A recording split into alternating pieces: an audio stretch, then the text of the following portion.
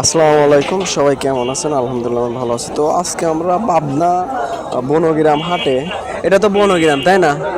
তো আজকে আমরা বনগ্রাম হাটে আসছি। তো মানে আজকে কাঁচামালের মানে কি রকম দাম যাচ্ছে সব কিছু তো আমরা কাকার মানে মুখ থেকে আর কি জানতে পারবো। তো আজকে কাকা মরিচ কত যাচ্ছে? মরিচ 220 টাকা, 240 টাকা, 230 টাকা, 200 টাকা। পটল 30 টাকার থেকে 35 টাকা, 40 টাকা বিক্রি হচ্ছে। আলু 60 টাকার থেকে 55 টাকা এরকম বিক্রি হচ্ছে। কচু 60 টাকা, 65 টাকা বিক্রি হচ্ছে। শসা 30 থেকে 35 টাকা। আর কি কয়, পিঁপে 30-35 টাকা কেজি। পোল্লা যারে বলে দুলদুল, সে হচ্ছে 30 টাকা, 20 টাকা কেজি বিক্রি হচ্ছে। আপনি কতদিন ধরে আর কি ব্যবসা করতেছেন? দীর্ঘ 30 বছরের ঊর্ধ্বে ব্যবসা করি।